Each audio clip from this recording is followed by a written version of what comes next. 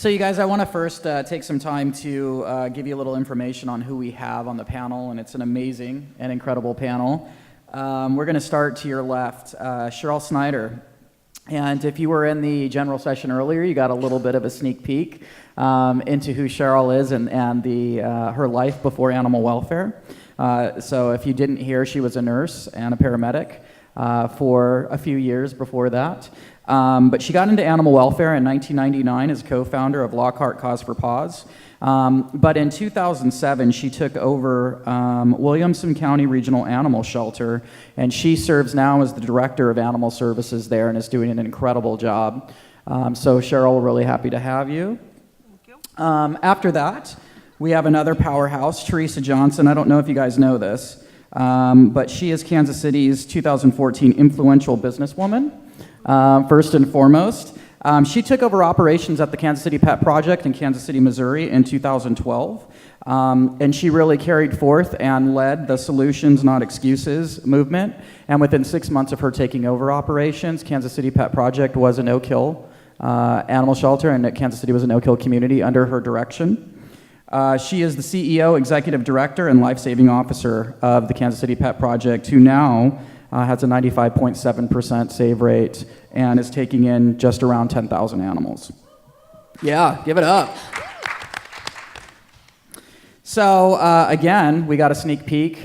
This gentleman, Carl Bailey, he is a patrol officer and animal services manager, and that is for Segoville, which is in Dallas County. It is a much smaller population because we wanted to get a blend in here. So you're talking about population around 17,000 individuals and about 850 animals a year.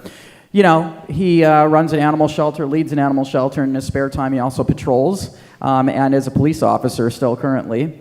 In 2011, when Carl took over and was asked to take charge of an animal shelter, and if you guys heard the story, and read the app because there's some really good stuff in there about him, they were euthanizing about 70% of their animals. But since Carl's took over in 2011, they've been at 96% or better since then. So welcome, Carl. My colleague, Jose Acaño, is also on the panel. So Jose actually spent a decade at Pima Animal, what's the actual full term? Pima Animal Care Center. Pima Animal Care Center, excuse me. So he spent a decade there, and he started as a shelter technician. At that time, they were taking in somewhere between 25,000 and 30,000 animals a year. And Jose worked in various different positions there, working his way up and really kind of shifting internal culture. Pima there increased life-saving and decreased intake all the way down to 17,000 animals a year from that time. And in 2017, Jose joined Best Friends Animal Society with us, working in the Pacific region and leading the NKLA Coalition in Los Angeles, overseeing 2 facilities in Los Angeles, as well as our regional work in Alaska, Washington, Oregon, California, and Hawaii. Jose is a dynamic speaker, and I'm really excited to be moderating with him as well. So welcome, Jose. Thanks, and we'll see. So we also, and lastly, from Pima Animal Center, also have Michelle Figueroa. She's the Director of Internal Operations. Again, like Jose, has spent well over a decade there. She's had, I think, 13 years, 14 years, 15 years now at Pima, which is pretty amazing.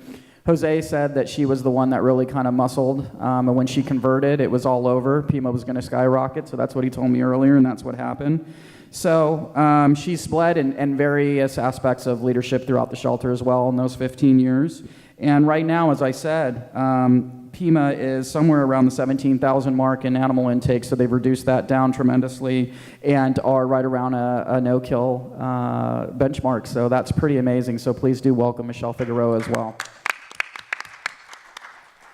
All right, you guys. So I have a list of questions that we're going to go through, and we're going to talk, and we're going to hear from all of these wonderful panelists. And I'm sure we're going to have plenty of time if you guys have questions as well, so we will get to that. So I do want to start off, and if it's okay, I would love to start off with Cheryl, and then if you guys have things to add, please do. But Cheryl, 2007, right? Was that when you took over as director? What kind of made you decide to make a commitment to start saving more lives? And in that, where in your organization did you start and how did you start? Okay, so Ryan talked about a match this morning, and my match was back in Lockhart. They killed my dog at the animal shelter, and they tried to cover it up, and the only reason I found out is because I worked at the police station who ran the animal shelter. So that was my call to action after I got over the tears and being mad and being guilty and everything else. So I started the Lockhart Cause for Paws, and then I got very interested in animal welfare and thought there has to be a better way than killing every animal that comes into an animal shelter. So that's when I started investigating other ways, found Ryan through Fix It Austin, got on the internet, figured out who Nathan was, and then it came time for me to retire in Lockhart from my position as EMS director and animal services director. And so I knew the position was open in Williamson County, decided to go there because I wanted to have the opportunity to make a difference in animals' lives. And this was in my community. I grew up, was born and raised in Williamson County. So when I came in, the shelter was quite a mess. You heard this morning that there were dead animals found in boxes that had been there for days. They started the shelter with only 5 employees for 7 days of work. They felt like when they built this new beautiful shelter that volunteers were going to actually come in and do all of the work, and they didn't have to hire employees. So, they kind of set up the first director and interim directors for failure. When I came in 6 months into the organization, it was in the newspaper every day. There were cruelty allegations. It was a huge mess. And so basically we just started out trying to figure out what animals we had because the records were in shambles, what we could do. There were animals stacked in cages everywhere, and we just started working and getting all this figured out and taken care of. So basically the first thing we did was try to figure out the flow of the animal shelter. What should happen when they come in? And then where should they go? There were a lot of places in our animal shelter that weren't there was a lot of places that were not functional, and a lot of places. It was a beautiful building, but not functional. So after we did that and started looking at what we had, I did travel to Washoe County and Charlottesville and met with Suzanne Kogut and Bonnie Brown and, started figuring out what would work in Williamson County. And I think that's the thing, is you have to figure out what will work in your situation. And so we just moved forward from there. That's great. Anybody else want to share?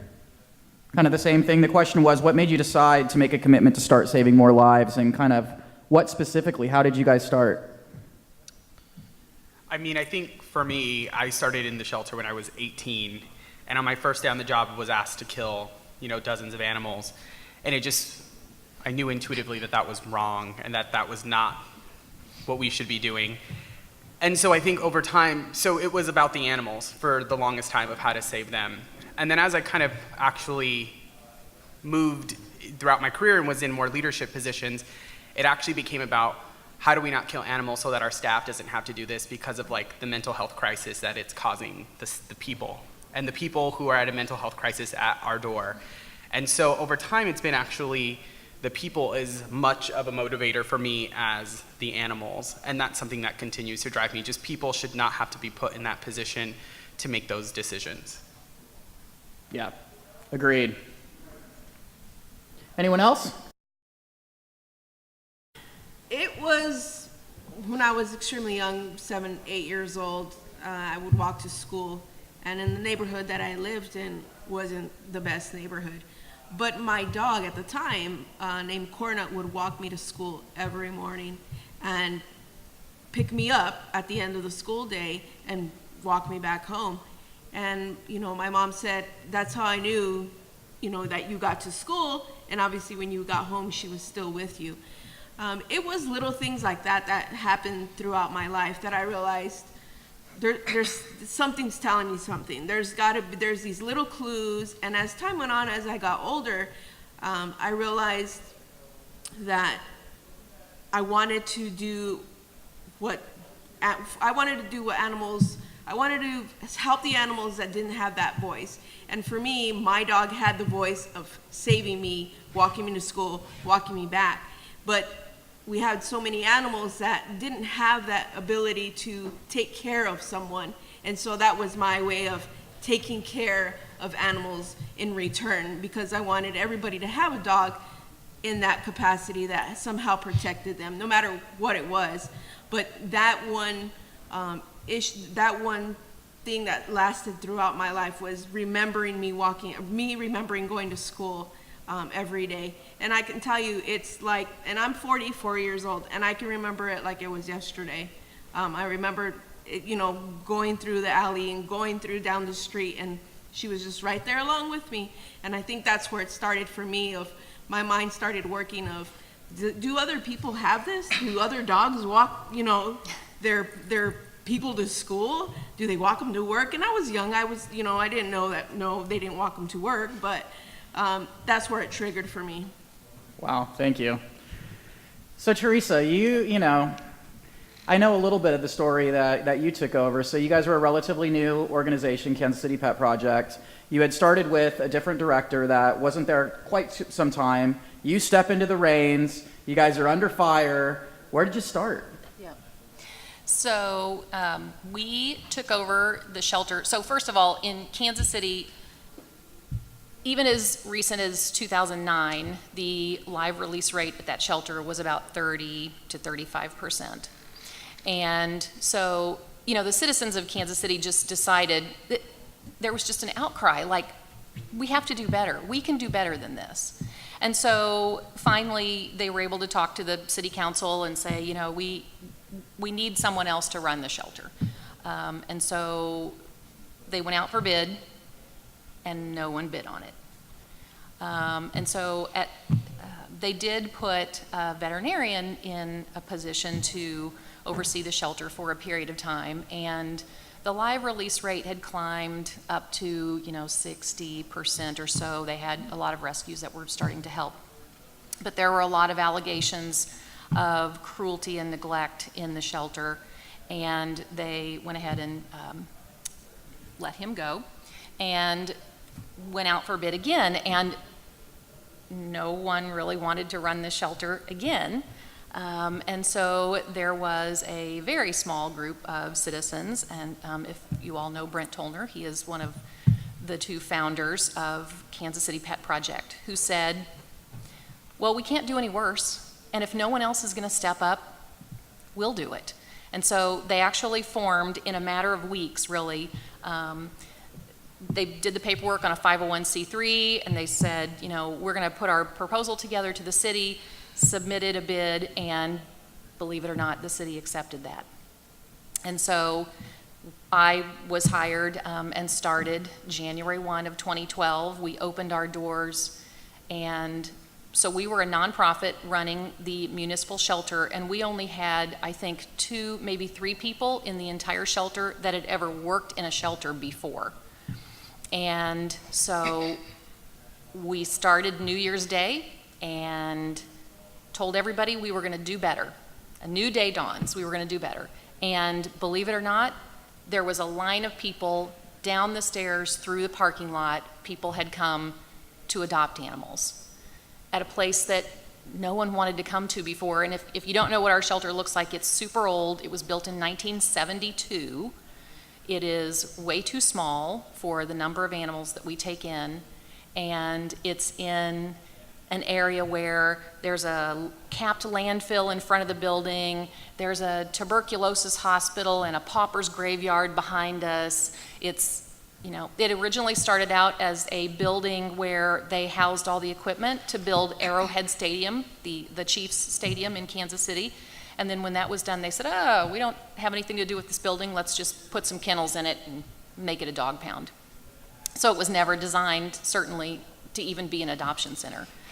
But we had about 20 people that we hired and went to work day one, and within 6 months, we had already achieved 90%, and we never looked back. We've never been below 90% from that day.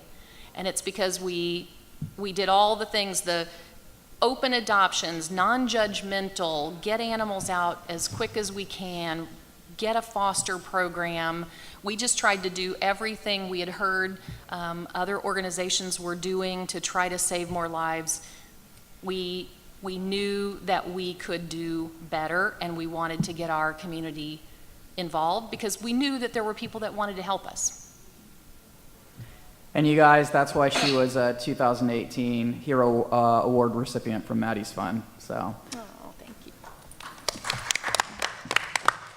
So guys, Carl, you're a cop, right? And your chief comes to you. 30 years. 30 years a cop. His chief comes to you and he says, you're going to run the animal shelter. And I think a lot of people in the public, when they hear the sheriff's department or the police department are going to take over animal control, there might be a little bit of panic. So I would just kind of love to hear kind of, how did you start? You're getting this role, and he's your chief, you're the sergeant. You can't say no. I was thrust into it, really. Right. Against my will. His excuse was that I was the dog lover. Well, there you go. Starts there. I had no experience in running animal shelters, and so I did a lot of research and didn't really have a plan because I didn't know what to do. So we just, first day, I said, we got to stop killing the animals because it was at 70%. Didn't know what I was going to do to get the animals out. I thought it'd be a lot easier than it was. But built a really good volunteer program, and they do the lion's share of the work. They do all the heavy lifting, and that's what makes it work. Wow. So Jose, Yes. when you decided to make this change, what reaction did you get from leadership? Because you weren't on top. I mean, you were part of an organic change, but at that time, you probably shifted before you were able to control everything. Am I right? Yeah, I think one of the things that I always tell people is you don't have to be in a key leadership position to evoke change. You know, I see it all the time with my own team. Like, you can see who the leader is, and their title actually doesn't mean anything. And so for me is like I know it now, but at the time I didn't. But I think I had an ability to like influence. And Michelle's actually someone who has that ability too. But she was on the other side of the house in enforcement. So in the shelter, it was just about, you know, I realized really quickly who I needed to become friends with. And it was people that historically the staff weren't so keen to. And like, we had this shelter manager named Patty. Remember her? She was a real nut. And she was. And people just like despised her. But I knew that she held the key for all the policies. And so I became friendly with her. And I tried to just, you know, really get to know her a little bit. So then when I could like kind of go up to her and say, you know, a team of us were already talking about how pit bull, so at PAC for a long time, any pit bull type dog over the age of 4 months was automatically killed. And there was a lot of us having conversations about how that wasn't okay. And we're all approaching it, like Michelle was actually having similar conversations with enforcement while I was having them with the shelter. And a lot of times it's not about it needing to be your idea. Like, Patty actually took credit for all of that, but it was a bunch of us who were just telling her like, hey, like this actually makes no sense, and there's actually a lot of puppies here, and we could really, you know, save a lot more animals.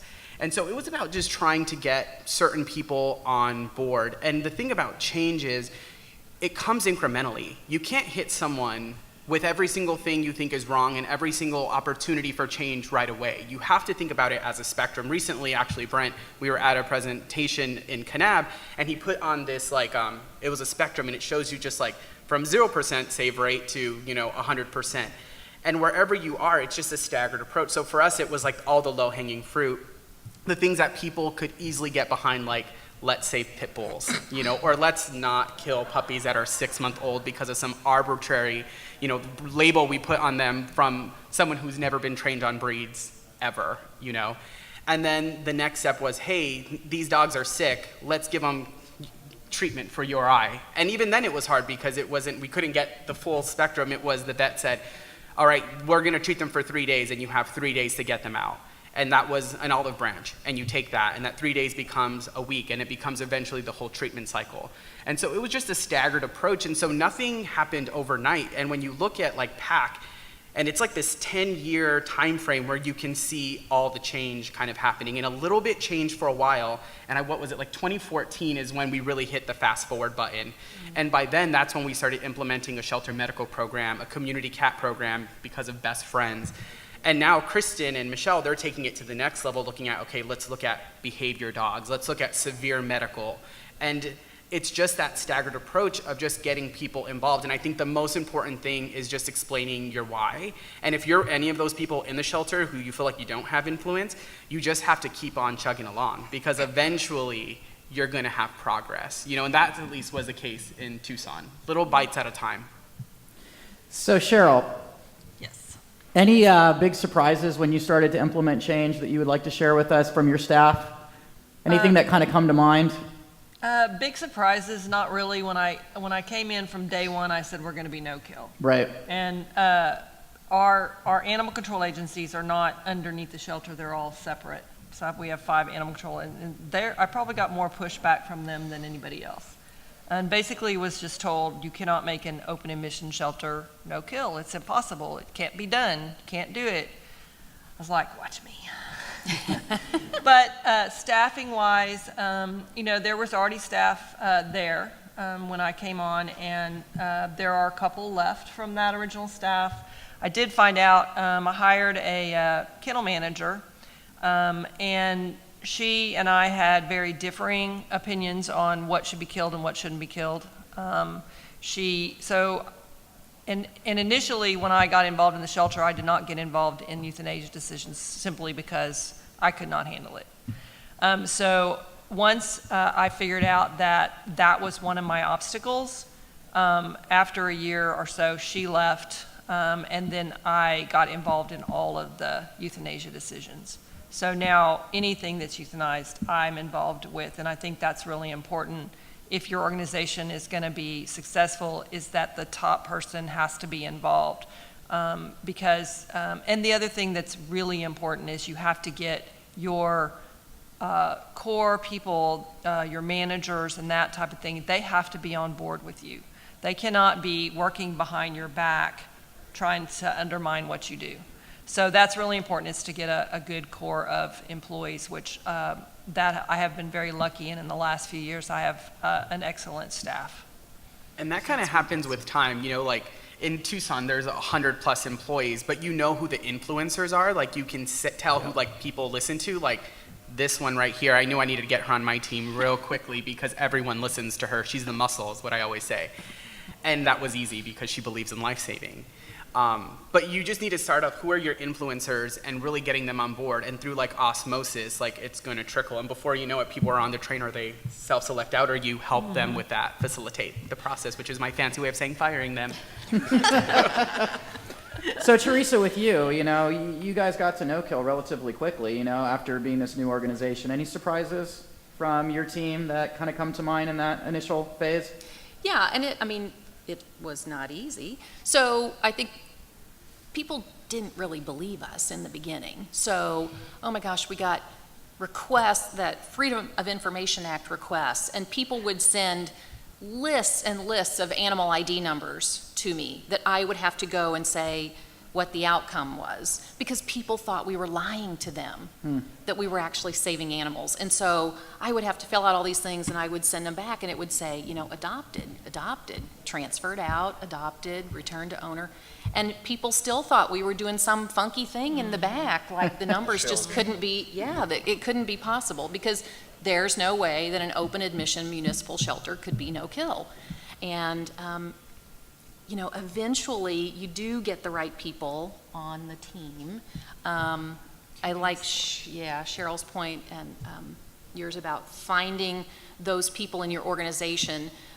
One thing that really stuck out to me was that very first year, we had a veterinarian that we had hired that started with us who said, parvo will wipe out your shelter, and so you have to kill anything that comes down with parvo. And so we did that for a while because our shelter veterinarian said that was the way you had to do it. And we got to that was the very end of our first year, and one day a couple of puppies came in and they were just adorable, and they both tested positive for parvo, And my operations director looked at those two puppies and snatched them up and said, "Not today, you're not dying today." And we started a parvo ward that day in an old locker room that was a tiny little space that animal control had used previously as a locker room, and we turned it into our parvo ward. And today we have an amazingly successful parvo ward. We've never euthanized another dog for parvo, and we treat 100+ dogs a year and puppies for parvo with about a 90% success rate. Wow. So you get the right staff. Oh, and we fired that shelter vet and got someone else that believed in life-saving. Yeah. So, Michelle, Jose kind of talked, Pima Animal Care Center, he's in the shelter portion and you're in the enforcement area, right? And you guys are starting to amplify this life-saving work in 2014. What kind of comes to mind? Officers can be a hard bunch. Like what? So easy. What are you talking about? Yeah. So anything for you that kind of sticks out as a surprise when you guys kind of started really kind of changing things? So it was about 2013, and I was at that point in enforcement for 7 years. And that was, Jose hit it right on the head with, there is departments that are way ahead with the life-saving than others are, and enforcement was staying behind the game. And so I opted to slide over to the clinic where I had originally started, and I thought, I'm gonna go back to where I started and try to make the change there. And about a year later, Jose comes to me and says, I want you to start a medical program. And I was like, you want me to what? We have a medical program.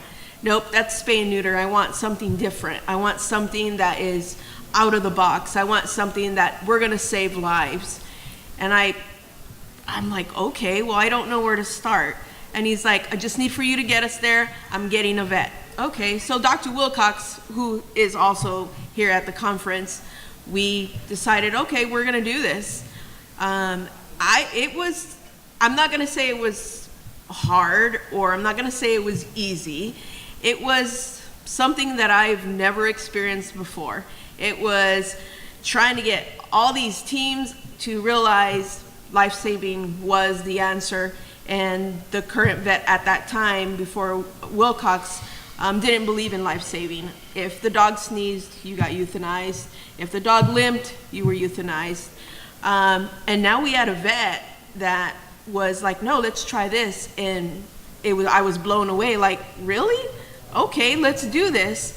And Jose helped with that medical program and pushed it along to, where we're at now.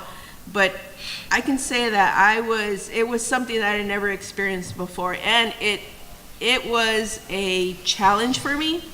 But then that's when I realized that I could do a whole lot more with that facility than what I was doing, than I realized. And Jose has a lot to do with that.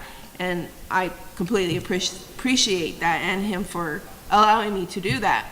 But that was when I realized we got to have something different. And now we have this 6,000 square foot amazing clinic that treats everything that Dr. Wilcox can possibly do.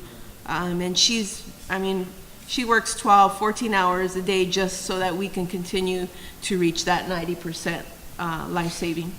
What was interesting about Michelle is because she spent 7 years in enforcement, is then in the shelter, once she got really ingrained in life-saving, she had this credibility of being an ACO.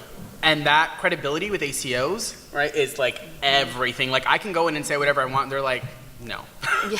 And so she could then go in and start to get them on board, and that was really important. And I think when I think about some of the missteps we make sometimes is I was so hyper-focused on getting the shelter and the clinic, these key components of life-saving on board. The reason enforcement kept getting behind is because part of it, we kept leaving them behind. We weren't actively engaging them and making them part of the conversation because there were too hard of conversations and I didn't want to deal with it, and I just wanted to push the shelter life-saving. if I were to do anything differently, I would start having the ACOs have a seat at that table very, very early on, have the hardcore conversations with them. And I think the life-saving would be in a different place. It'd be more ahead than now. So have the hard conversations. Yeah, absolutely. And now they have a seat at the table. They get to participate in our life-saving programs. They develop their own life-saving programs. They have they return to the field, to the owners. They have fencing programs. They now have a part of that percentage that we try to reach. And we also make sure that they get, thanked on social media, and we thank them, continuously every day, to know that we appreciate them, even though they work in the field and not in the building, that they're still a part of that. They're still a part of that percentage that we try to maintain or even increase daily. It's great. So Carl, you get the job, you're going into you're going into the crazy animal world, so to speak. And anybody that's heard Carl speak, one of the famous things about it is he asked for two things. He wanted to be no-kill, and they needed a new facility. Yeah, still Right? don't have that. Yeah, still don't have one of them. 1 out of 2 is not bad. He got the right one at least initially.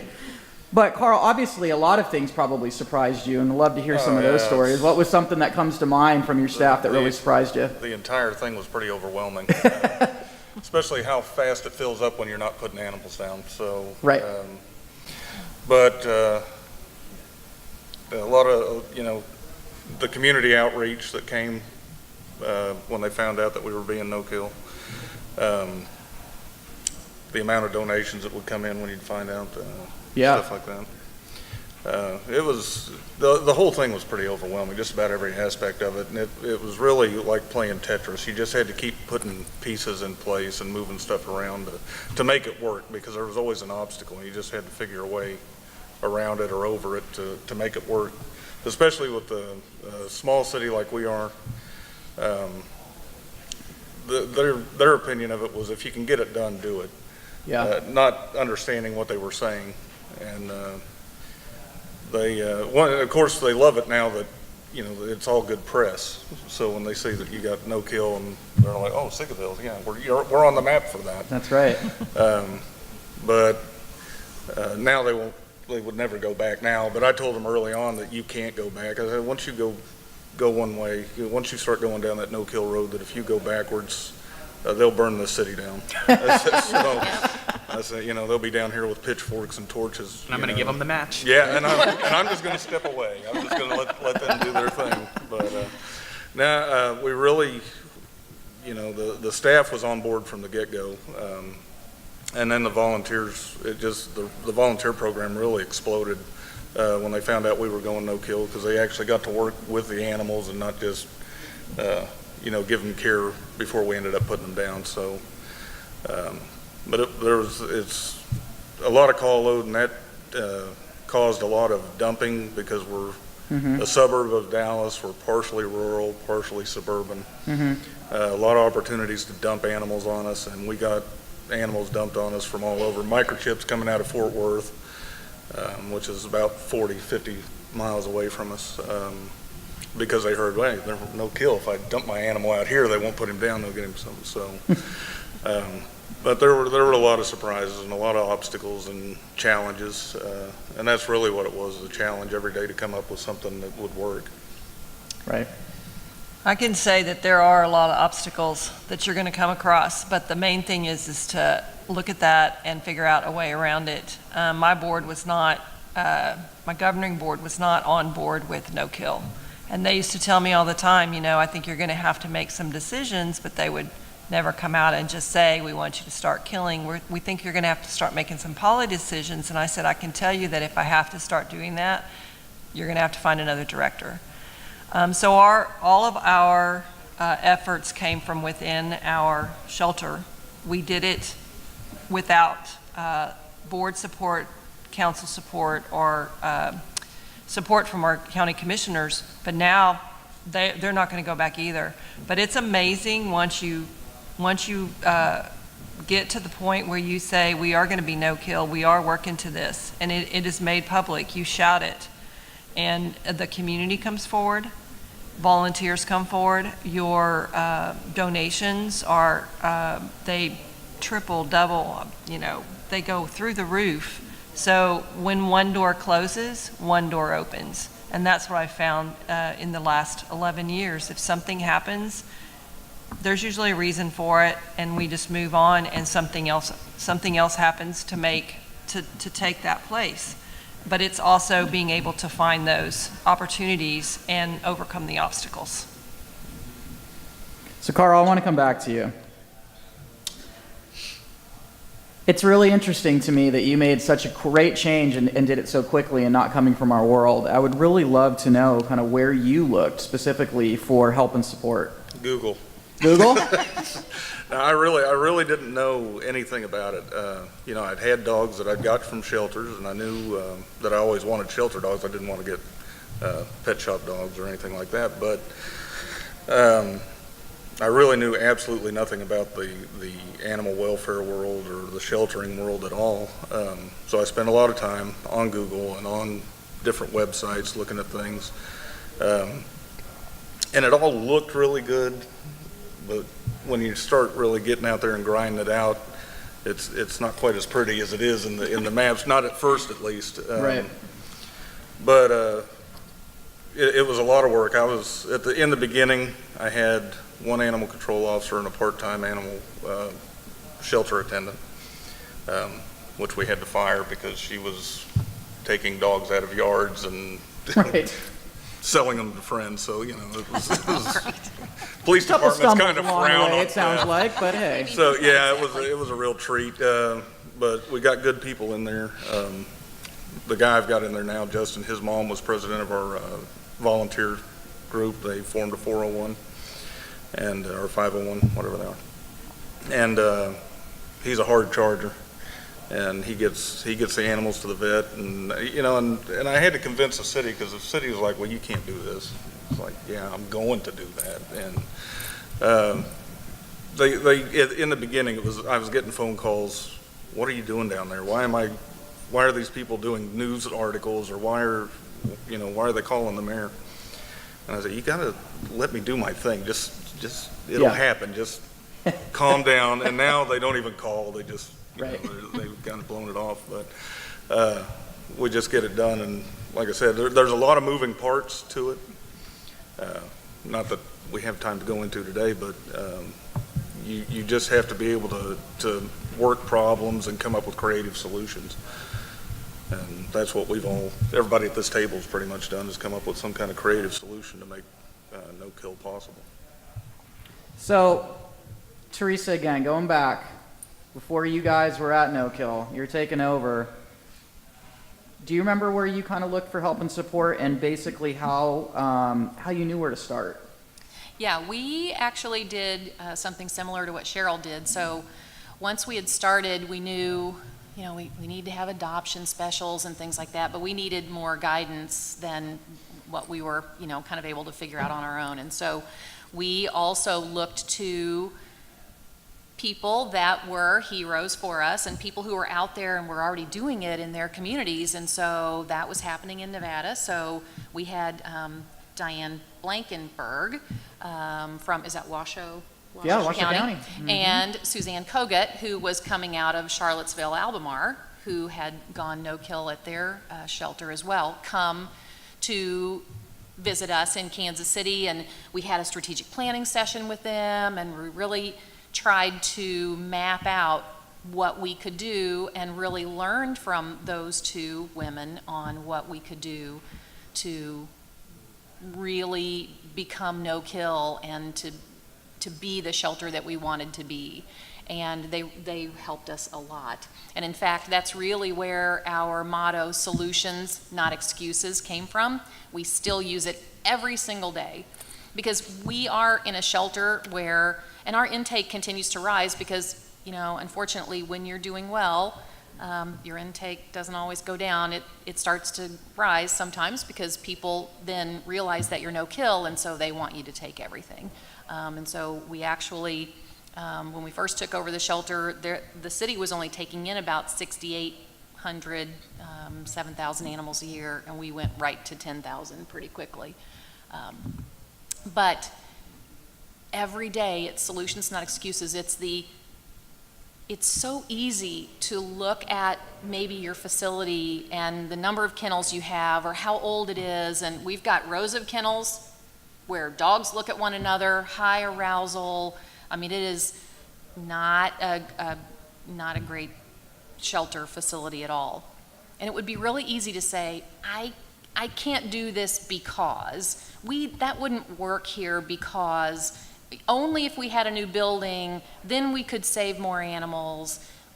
We're just too small, it's too old, and we don't let that stop us. There is a solution, and we cannot use our facility or the number of staff or the number of volunteers or whatever as an excuse as to why we can't save more animals.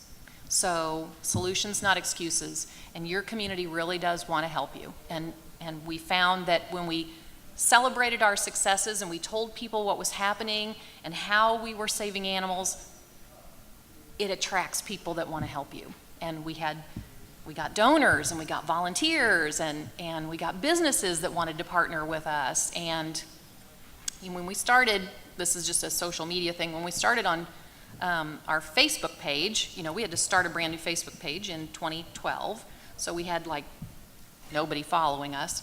We have 108,000 people now that follow us on Facebook. It's amazing. That's more than That's like amazing. huge businesses. It's amazing. But people want to hear your stories of success, and they want to share in what you're doing and the life-saving that you're doing in your community. And so when you're sharing the great things that are happening and how we're helping Kansas City to be a world-class city, because we care about animals in our city. And we are actually finally getting a new shelter built this year. Hopefully by the end of this year it'll be done. So that'll be the first actual real animal shelter built in the city of Kansas City, Missouri in our history. Wow. Cool. Tell me your secret. So Michelle, A general obligation. Jose comes to you and he says, I want you to build a medical program and I want it to be life-changing. Want it to be the best. He wanted it to be the best. Here's and it a wasn't going to be closet. spay and neuter, what existed. So where did you look for help and support with that? And how did you start that? So I think most of the time, Dr. Wilcox was already on board at that time when he came to me. So Dr. Wilcox and I bounced ideas off of each other. She knew the direction she wanted to go into. I just needed to get the space. I needed to get the supplies she needed and just make, simple protocols for us to start with. We met with Jose several times is this the direction you want to go? What path is it you want to take? There's many paths to move forward, to a higher life release or a save rate. It's just not one path. You have to find that path that works specifically for your organization. And we just, from ideas from other veterinarians, from other facilities, Jose looked at, other organizations of how they were doing it. We asked volunteers, we asked staff, we asked the community, what's your idea of a higher save rate?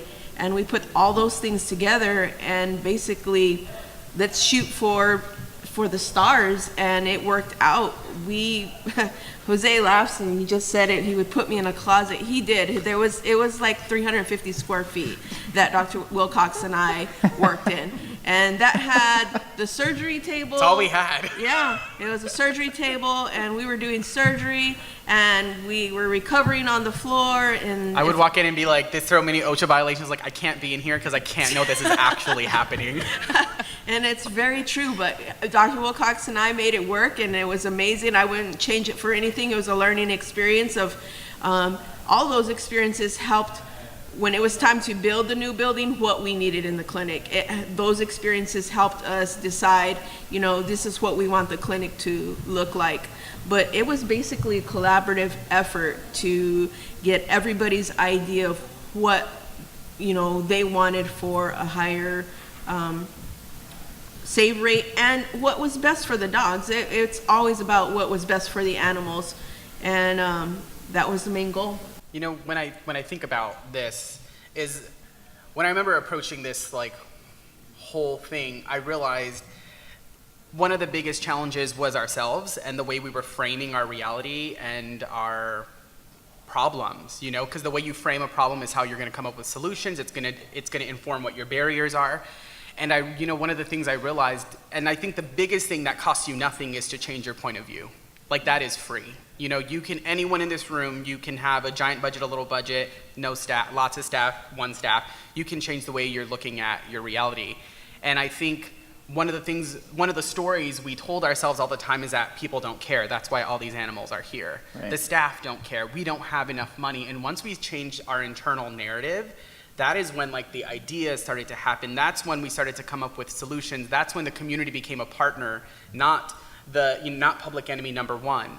And then I think the second thing that we did that was really scary for me, which was become very transparent, because that was terrifying as the local pound to start to put our numbers on our website truthfully about the tens of thousands of animals we were killing every year.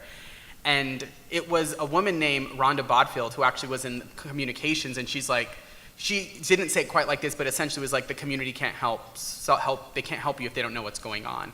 And we can frame this in a way to talk about, yes, you're at 60% right now, and there's still like 10,000 animals being killed, but 2 years ago, we were at 20, you know? And so just starting to kind of contextualize that and being really transparent and asking the community for help and making it really, really easy for them to help us. Those were kind of like huge game changers, and anyone can be transparent and anyone can control the narrative you're telling yourself. So Cheryl, how did you know where to start in 2007? You're also somebody that's coming into this field completely green. Well, I had a little experience from Lockhart, but I did come in the field completely green, and honestly, I visited a whole lot of shelters just to look around at their operations. But I honestly didn't really know where to start. I didn't have a plan. I just got in there and saw what the problems were and decided to start tackling them, and decided that basically it was is willpower. I just said we're not going to kill animals for space, and we're going to get there. Are you guys seeing a theme here? It is literally, you have to make that decision. And that was, Nathan Winograd always said, you take euthanasia off the table. And for the first couple of years, I would think, I don't know how we can do that, because we always get more animals than we have room for. Always. Yeah. Our shelter was also built way too small for what we had. In 2011, we reached a breaking point. We took in, and that was the first year we became no kill, but we took in more animals that year than we had. I don't remember what the number was actually, but we decided, and my board got behind me, and my board is made up of a high-level city person, like a assistant city manager and a county commissioner. So they have pull with their cities. So they, one of our biggest problems was the number of animals that animal control were bringing in, with microchips, with the owner following the animal control truck, with the animal control officer saying, yeah, the owner was there, but I told them they had to come to the shelter because they needed to pay all the fees. It became a punitive thing to bring the animal to the shelter. And so after listening to Mitch Snyder, who was with Washoe County, and his presentation about how good the PR was to return those animals home first. They didn't make it to the shelter. Take them home, knock on doors, do this. I presented this to our city council, to our board, and the thing about our board is they have to pay into the shelter by the percentage of animals that came into the shelter the past year. So there was incentive for them not to bring animals to our shelter. And so they are the ones who actually squashed that with the animal control and mandated that animal control from the 4 cities in the county take the animals home when they could find an owner. They could give a ticket, but take them home first. And that actually decreased our intake by about 1,000. And actually our intake has actually most of the time decreased ever since that point. We've started programs, to do home retention. We've tried a little bit of managed intake. But I just think that you look at, I forgot what your question was. It's all right, you're going. You just look at Just what how you knew to have, start. You're and you answering it. figure out how to do it, and you always think about the Nathan Winograd's rules, the rules I heard from Ellen this morning. You think about those, and you decide what of those can I implement right now? What can we work towards? How much of those can I implement to make an impact? And then evaluate what you do. Did it make an impact? If it did not, scrap it. It's not worth the time and effort. If it made an impact, expound on it. You guys give it up for this amazing panel.